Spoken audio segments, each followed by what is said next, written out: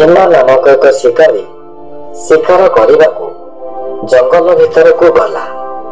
बहुत खोजाखोजी पर कौन जीवजंतु शिकार करने मिले नहीं। शेष से थकी जाइथिबारु एक गछ तले विश्राम नहीं चिंता कला जे हे भगवान आज कहा मुह चाहेकि आसिली जे मते पर्यंत गोटे शिकार मिलला नहीं। शिकार मिलवा तो दूरर कथा गोटे कीट पतंगर दर्शन हो पारा नहीं। एमती चिंता कर शिकारीटी पुणी शिकार करने उद्देश्य सेठारु उठी आग को बढ़िला। एमती जाऊ जाऊ राति समय हो गला। गछ डाल बसी एक पेचा उपरे ताहार नजर पड़िला।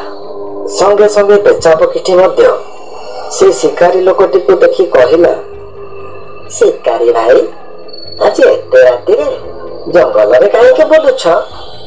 शिकारी कहला, बुझिलु पेचा नानी, शिकार करने उद्देश्य मु जंगल में बुलुछि हेले एपर्यंत मु गोटाए शिकार करि पारि नाही। मते लागुछि आज आ शिकार मिलिब नाही। पेचा कहला, शिकारी भाई आउ किछि बाट बुलाबुली कर देखिब शिकार निहाती तुमको मिली जीव। एपटे शिकारी नजर पेचा पर पड़िलानी। शिकारी कहला, पेचा नानी बहुत बुलाबुली करी थकी गलेनी, आउ बुली पारिबिनी। भाबुछि तते आज शिकार करी मो घर को नहीं जीवी। पेचाटी बहुत चालाक थिला एवं से भाविला आज ये शिकारीटी को एमिति काने देवी जे से सबुदिन शिकार करने कथा भूली जीव। एमिति चिंता करी पेचाटी कहला, बुझिल शिकारी भाई मते मारिकी तमर कौन लाभ मिलिब? मु तो बहुत छोट पक्षीटीए, तेणु मते शिकार करने कथा चिंता न करी मो कथार आस। देखिब तम पेट पूरिबा सह तमे 1 मास जाए आउ जंगल को शिकार करने को आसियोनी। एमिति कथा कही पेचाटी शिकारी को ता कथारे राजी करई देला। तापरे पेचा कथारे शिकारीटी ता पछे पछे गला। एमिति जाऊ जाऊ दुई जण जाक एक घंचमानिया जंगल भितरे पहुंची गले। पेचाटी कहला, शिकारी भाई गोटे काम कर, तमे एठी अपेक्षा कर, मु जाऊछि से जीवटी को तुम पाखक धरिकी आसबि। शिकारीटी कहला, पेचा नानी तू मते ठकी देई एठारु पळाई जीवाको चाहनु तो? पेचा कहला, मो उपरे भरोसा रख शिकारी भाई, मु गली आउ आसिली। एमिति कही पेचाटी सेठारु चलीगला। तापरे शिकारीटी सेठारे पेचा आसिया बाटकू अपेक्षा करी रहिला।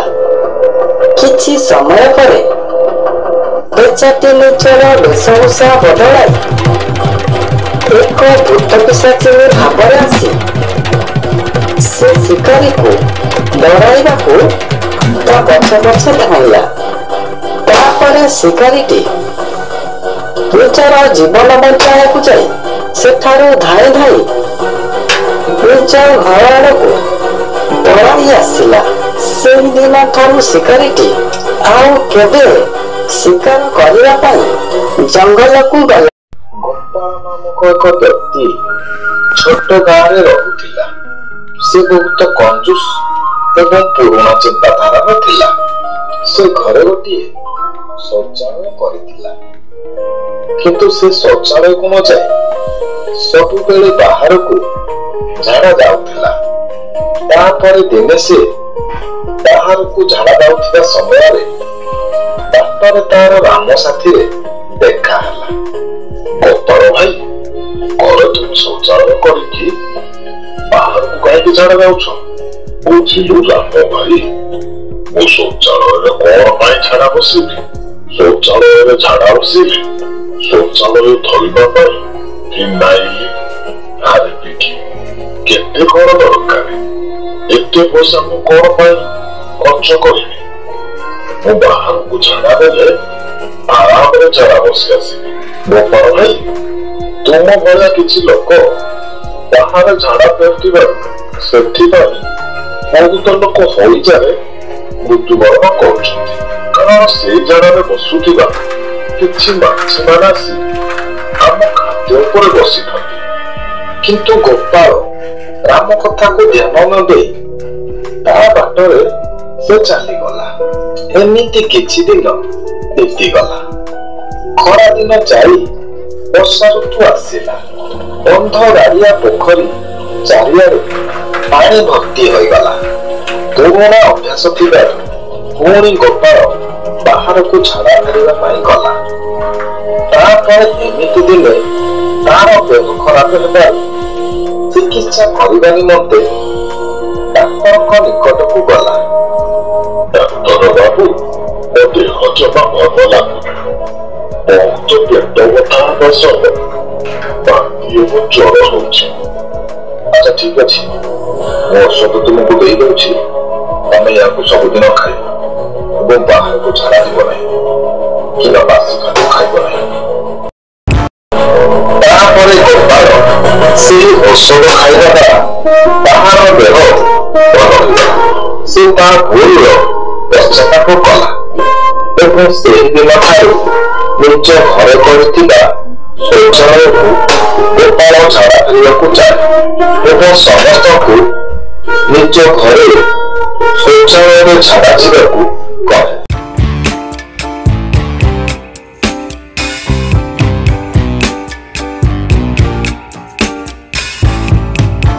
ଜଣେ ଥିଲା ଶିକାରୀ, ନା ତାର ମକରା।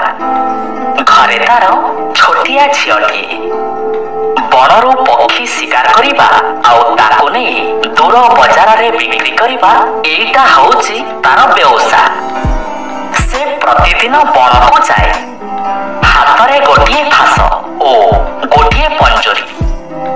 ଏଇଥିରୁ ଯାହା ପାରିଶ୍ରମିକ ମିଳେ ବାପ ଝିଅ ବେଶ ଖୁସିରେ ଚଳିଯାଆନ୍ତି। ଦିନେ ମକରା ଶିକାର ପାଇଁ ବଣକୁ ଗଲା। ଦେଖିଲା ଗୋଟେ ବିଚିତ୍ର ପକ୍ଷୀ। ସେ ଦେଖିଲା ଯେ ପକ୍ଷୀଟି ମଳତ୍ୟାଗ କଲା ଆଉ ତାହା ମାଟିରେ ପଡ଼ି ସଙ୍ଗେ ସଙ୍ଗେ ସୁନାରେ ପରିଣତ ହେଲା। ମକରା ଏହା ଦେଖି ଆଶ୍ଚର୍ଯ୍ୟ ହେଇଗଲା। ମନେ ମନେ ଭାବିଲା, ମତେ ଶିକାର କରିବାକୁ ଆସି ଏତେ ବର୍ଷ ହେଲାଣି।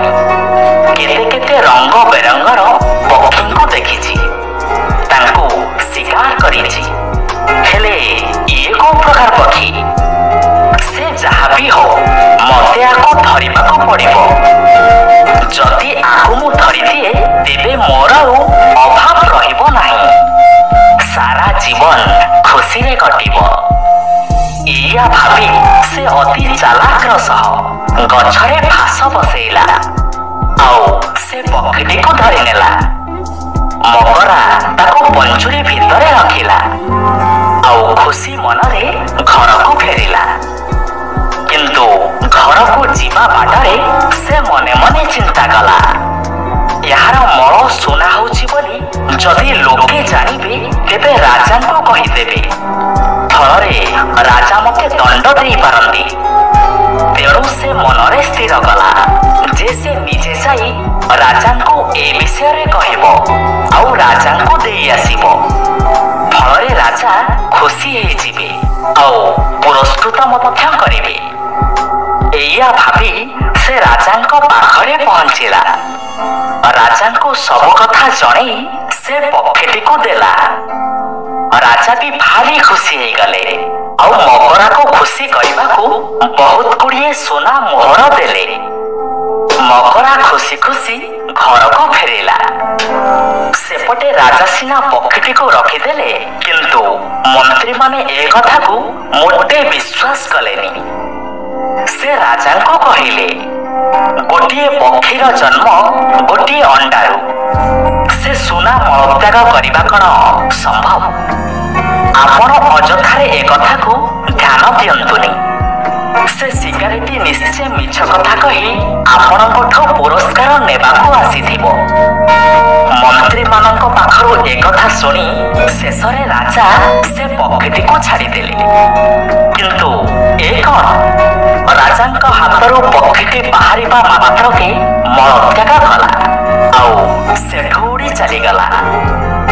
ରାଜା ଦେଖିଲେ ତଳେ ପଡ଼ିଥିବା ମଳ ସୁନାରେ ପରିଣତ ହୋଇସାରିଛି। କିନ୍ତୁ ରାଜାଙ୍କ ପାଖରେ ସେ ପକ୍ଷୀଟିକୁ ଫେରେଇ ଆଣିବାକୁ ଆଉ କିଛି ବି ବାଟ ନଥିଲା। ରାଜା ସେ ସୁଯୋଗ ହରେଇ ସାରିଥିଲେ। କାଳିଆ ଘରୁ ଚୋରି କରିବାକୁ ଗଲେ। ଶୁଣୁ, ତୁ ଏଇଠି ଥିବୁ, ମୁଁ ଘର ଭିତରେ ବସି ଆଲମାରି କାଢି ସବୁ ଟଙ୍କା ସୁନା ନେଇ ଆସୁଛି। ତୁ ଏଇଠି ଥିବୁ ହେଲା। ହଉ ହଉ, ତମେ ଜଲ୍ଦି ଆସିବ ହେଲା।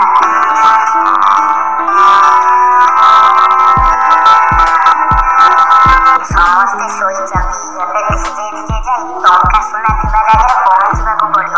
ଚଇତା ଦେଖବେ, ଆମେ ରାତାରାତି ମାଲାମାଲ ହେଇଗଲେ ରେ। ଟୁକୁରାଇ ଏତେ ସୁନା ଏତେ ଟଙ୍କା ମୋ ଜୀବନରେ କେବେ ଦେଖିନଥିଲି। ଦେଖ ଆମେ ଏବେ ଧନୀ ଲୋକ ହେଇଗଲେ ରେ। ହଉ ହଉ, ଚାଲ ଚାଲ, ଏଠୁ ଜଲ୍ଦି ପଳେଇବା। ଏଠି ରହିବାଟା ଜମା ଠିକ ହବନି। ଟୁକୁନା ଓ ଚଇତାଙ୍କର ଏପରି ସବୁ କଥାକୁ ଗାଁର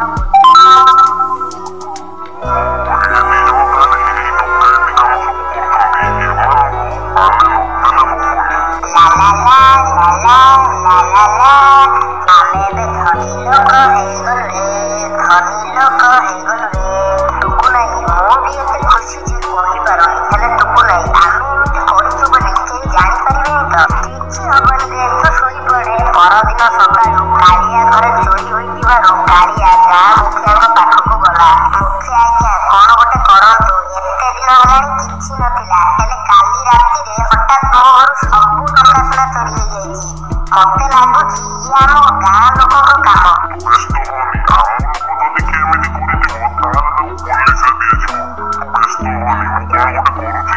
ଏମିତି ସମସ୍ତେ ଚିନ୍ତାରେ ଥିବା ବେଳେ ରଘୁଆ ଆସି ପହଞ୍ଚିଲା।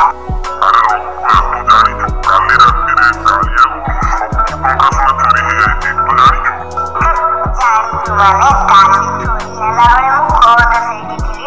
ଆଉ କିଏ କିଏ ଚୋରି କରିଛନ୍ତି ସେଟା ବି ମୁଁ ଜାଣିଛି।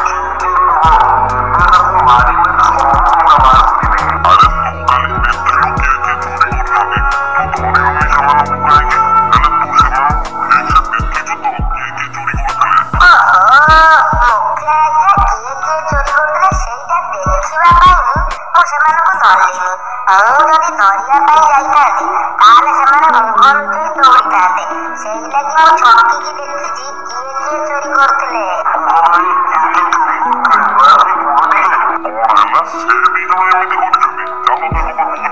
ଏହାପରେ ସମସ୍ତେ ଟୁକୁନା ଚଇତାକୁ ଧରିବାକୁ ଗଲେ। ଟୁକୁନାଇ ମୁଖିଆ କଣ ଆସିଛନ୍ତି ପୁଣି ଅବେଳାଟାରେ? କାଲି କଥା ଆଉ ସମସ୍ତେ ଜାଣିଗଲେ ନା କଣ? ଏବେ କଣ କରିବା? ତୁ ସେମିତି ହନି, ସେ ଆଉ କଣ ପାଇଁ ଆସିଛନ୍ତି? ସେ ଭିତରକୁ ଆସିଲେ ତୁ ଭଲସେ କଥା ହବୁ।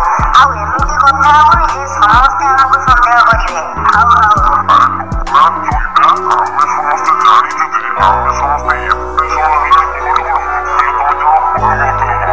କଣ ପାଇଁ ମାନେ ବୁଝିପାରିଲିନି। ତମେ ଦି ଜଣ କାଲି ମୋ ଘରୁ ଚୋରି କରି ଆଣି ସବୁ ଟଙ୍କା ସୁନା କୋଉଠି ରଖିଛ? ଚୋରି କରିଛୁ? କିଏ ଚୋରି କରିଛି? କାର ଚୋରି କରିଛୁ? ଆମେ କାର ଚୋରି କରିନୁ।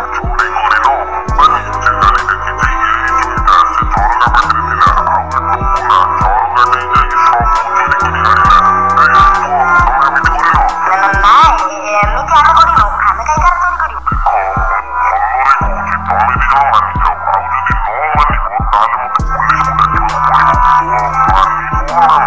ଆପଣଙ୍କୁ ପଚାରୁଛନ୍ତି କଣ? ମୁଁ ଏବେ ହିଁ ପୋଲିସକୁ ଡାକୁଛି। ନାଇଁ ନାଇଁ, ଦୟାକରି ଆପଣ ପୋଲିସକୁ ଡାକନ୍ତୁନି। ଆମେମାନେ ଯାଇଛୁ। ହଁ,